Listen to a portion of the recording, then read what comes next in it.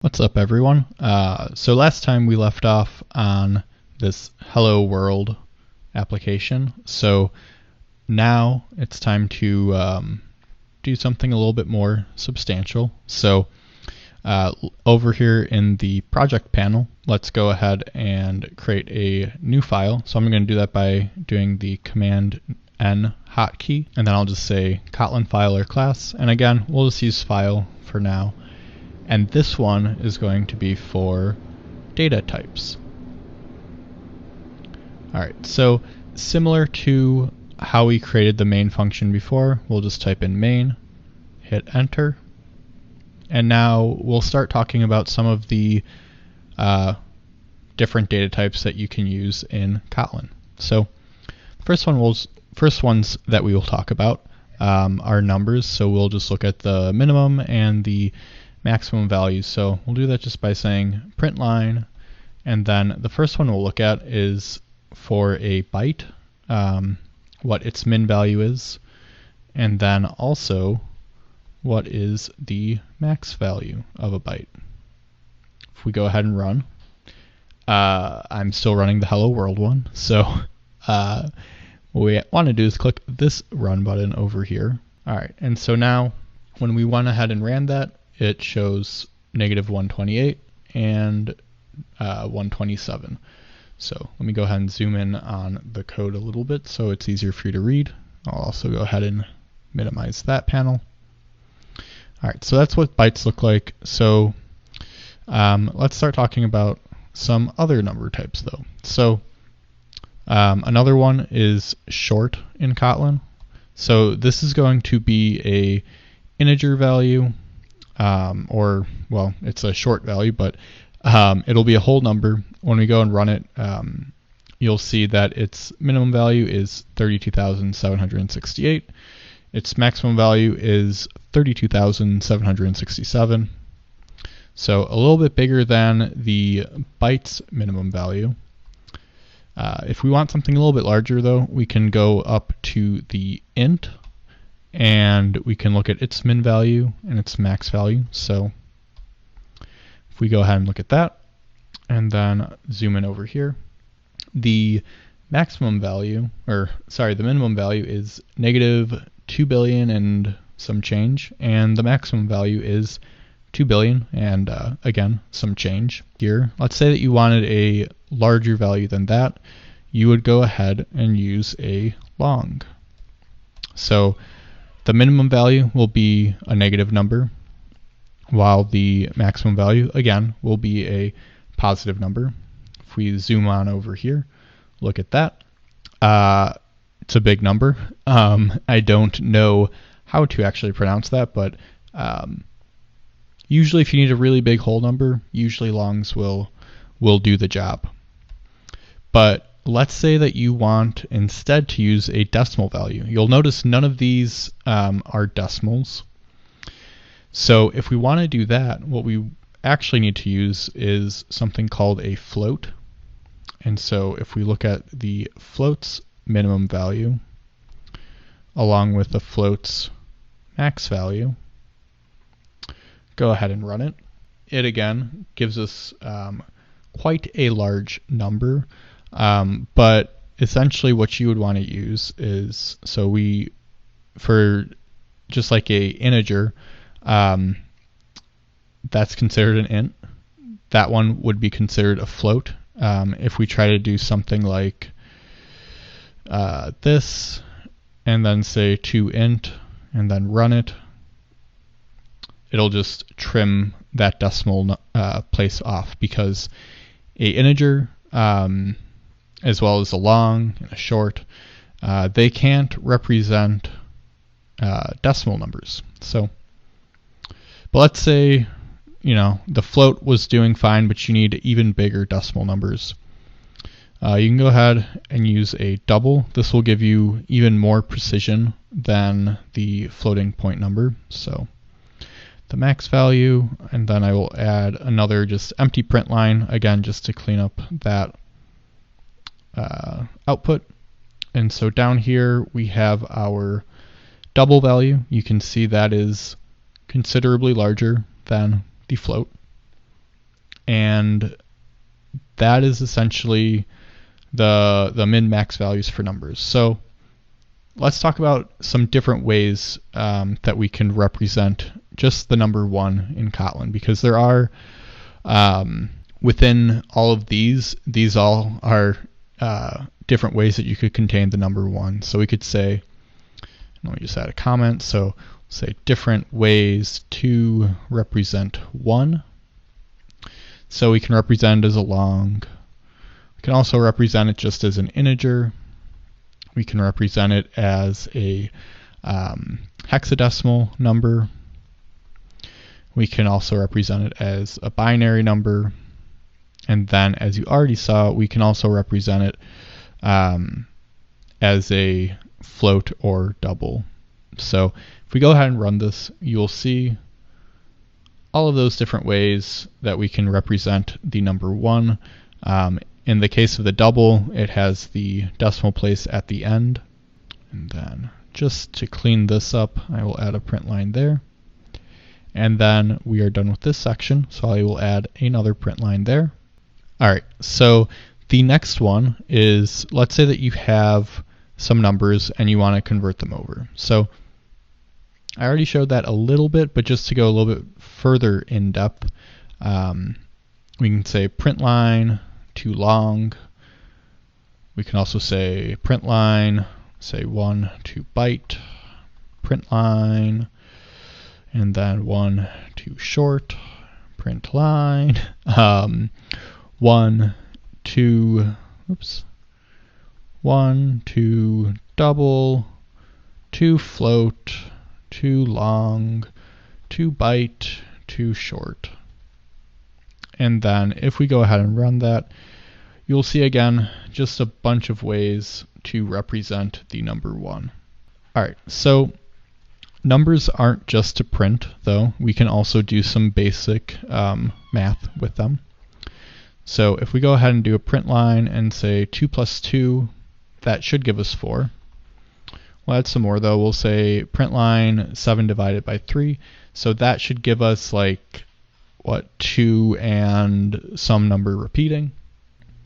So if I go ahead and run that, and I'll add that extra print line just so it's a little bit easier to see, we get 4, which is correct, but then we get 2, which is not quite what you would probably be expecting. So let's go ahead and, kind of thinking back to what a integer can be.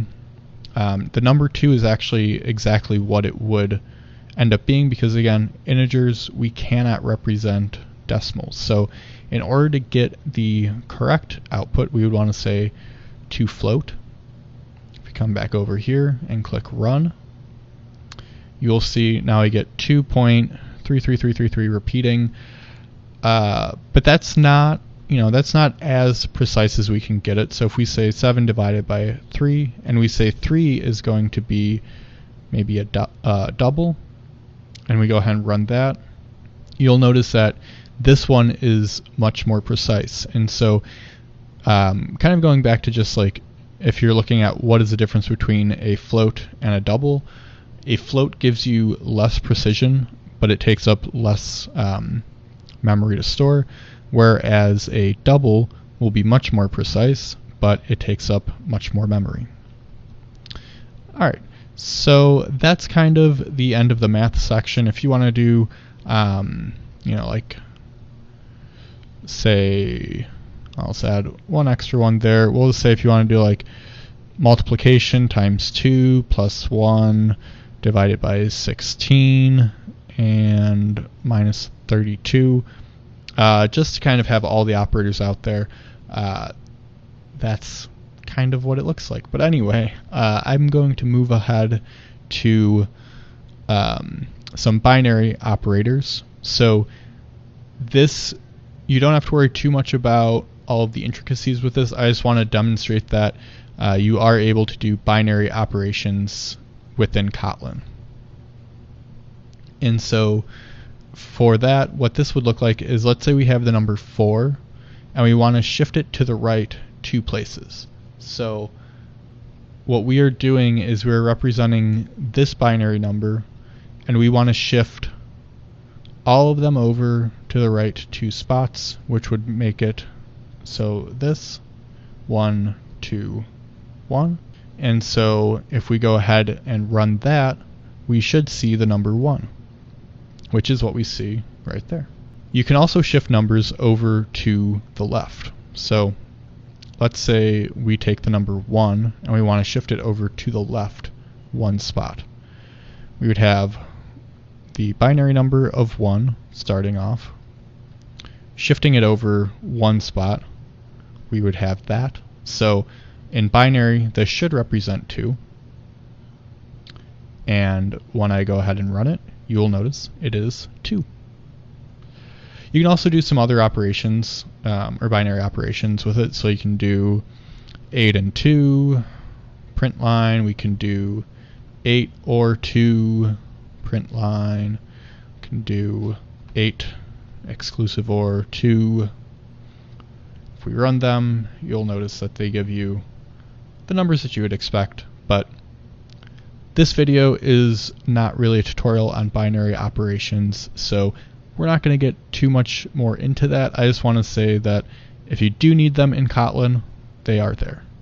Alright, so we're about done with how you represent numbers in Kotlin. The last one is I just want to say that you can make large numbers much easier, so we can say underscores to make numbers more readable. So if we do print line, and let's say we want to represent the number 1 million, normally you'd have to do that in a language, which I don't even know if I did that correctly. Is that 1 million? I think it is. No, that's 100,000.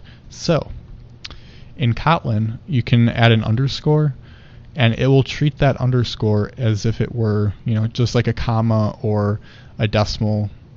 So to make the number just a little bit easier to read, but when we go to print it out and use it, the underscore is not there. And so you can do some other stuff. So let's say we want to represent a credit card number. We can do that. So 1, 2, 3, 4, 5, 6, 7, 8.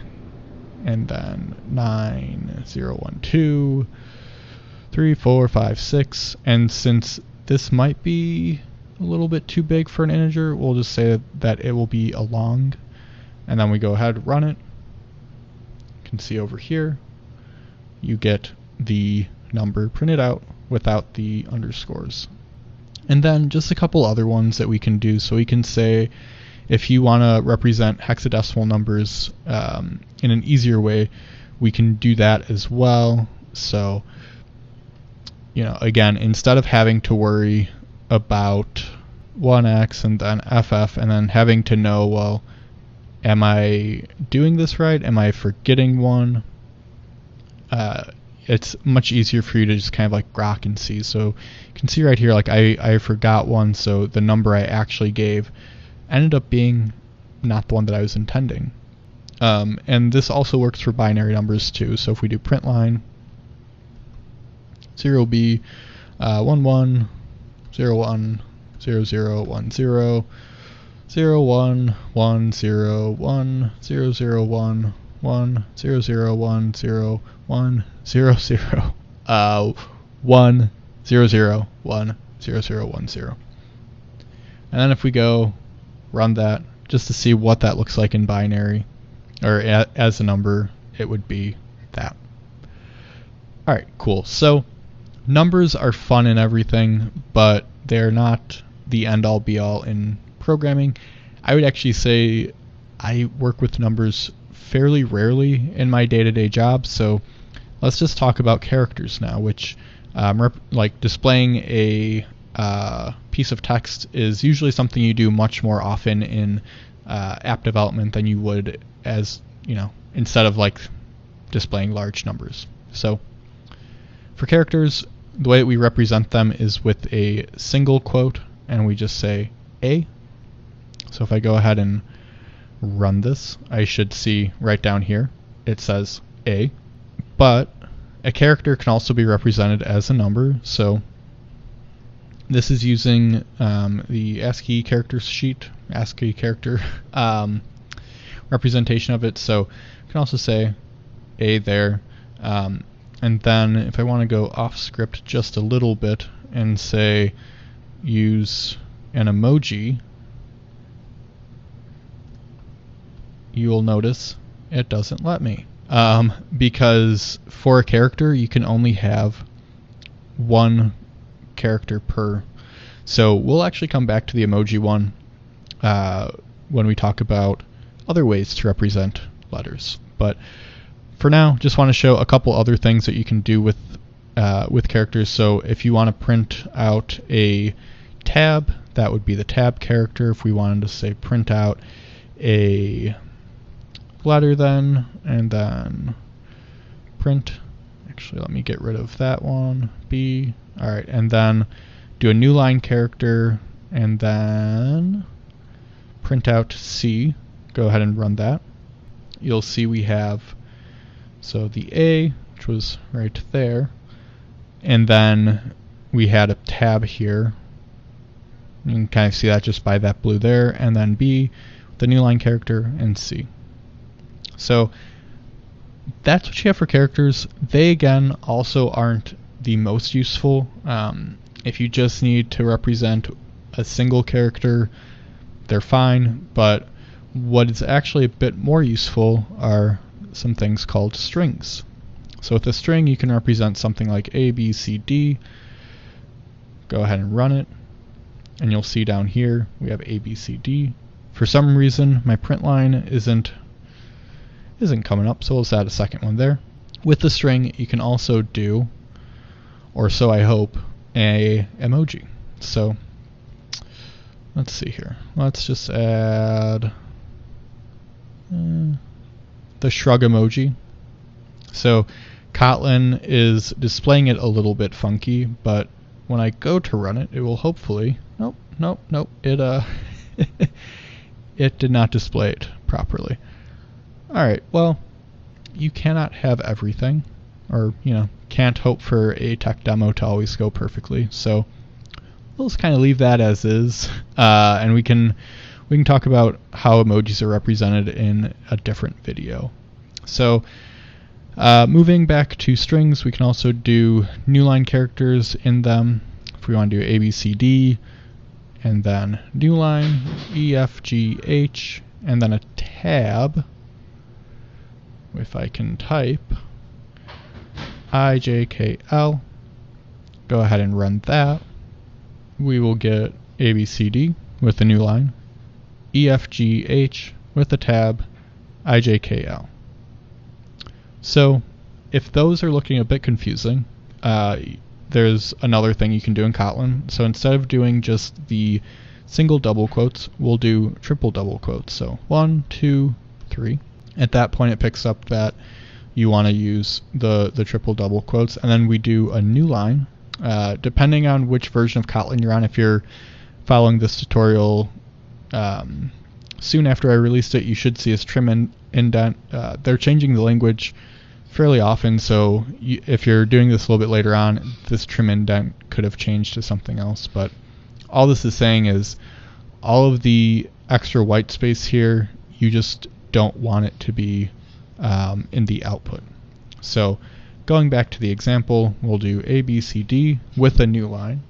We'll do E, F, G, H with a tab, I, J, K, L, and then if we run it, we should have the same exact output as before.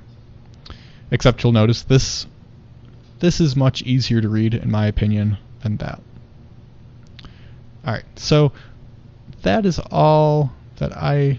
actually, let's do one more thing for strings. So you can also represent numbers in strings. So if we do a $sign inside of the quote, and then the curly bracket, and then do 2 plus 3, we can do some basic arithmetic, and we should get 5. Yep, and so you can see that right there. And now that is the end of my strings section. So strings are fine, but oftentimes Booleans come into play quite often, not usually in their hard-coded form, but usually for like decision statements and things like that. If you're curious about how those look, that'll be in a future video. But just the basics of Booleans, we can do print line true, print line false. Let's actually just go ahead and run that, see what that looks like. You can see it displays true and false for us. We can do some other things though, so we can say true or false, what the output of that would be, print line, true and true, true and false. Go ahead and run that. We should get true and false again. So again, we'll talk more about this in our in a future video, but just for now, just know you can print out the values for that. And then you can also display or use Booleans with a not, so you can say print line not true and then print line not false. If we run that, we should see the inverse of that, so we should see false and true. And as you can see, false and true. So that's it on Booleans. We will move on now to talking about arrays, and this will be getting about to the end of our basic data types tutorial, or getting to the end of our basic data types tutorial. So for this one, let's say we want to print a array with a size of 5. You want to give it an initial size just so it knows how big it will be. And then with an array, you can give it this function to essentially say how do you want to create it. So we'll just say it times it. I'll go over this more in depth in a future video. For now, just know that it is the context of this will be the indice of it. So for this one, we would have an array of 0, 1, 2, 3, 4. And so it would be 0 times 0, so 0, and then we would have 1 times 1, 2 times 2, 3 times 3, 4 times 4. So if we go ahead and run it, you will see it doesn't actually give you what you would be expecting. It gives you this L Java lang integer. So this is actually printing out the location and memory of the integer. So in order for us to actually display this, we're going to do something a little bit different. So I'm going to go ahead, copy this over, paste it here, and then again, I'll talk a bit more about this for each in a future video. Just for now, just know that's going to do exactly what we were talking about before, where I'm just going through 0, then 1, then 2, 3, and 4. And then I'm just going to say print line it, and then if I go ahead and run it, we will see that it prints it out for us. So within Kotlin, if you're going to just be using a integer array, they actually have a specialty one for that. So we can just say int array of, and we can just say 0, 1, 2, 3, 4. Then go ahead and print it out. And you'll see, again, it gives us not what we were expecting. But, maybe we were expecting that if we, keep in mind how that one showed up. So we'll just do the same thing, copy and paste this over. We'll do that for each again. Print line it. When we go to run it, we will then see that it gives us that. Alright, so just a couple more, and I'm not going to actually show them printed out, but as far as other primitive arrays, we can say a long array of, and say 0, 1, 2, 3, 4, missed a 1. Can do something similar and say double array of, and say 0.3, 0.5, 1, and then 3.1, ... And we'll actually see. So since this isn't a double, we'll have to just update that to that. And I gave it an extra decimal place. So that is what the double array of looks like. And then the float array of. So when I was doing this earlier, it was giving me some problems. It was saying this isn't a float. This it's looking at as a double. I'm not sure why. I think this might be something that could be updated in a future version of Kotlin perhaps, but the workaround I found is just to say .toFloat, .toFloat, and then you just have to keep in mind the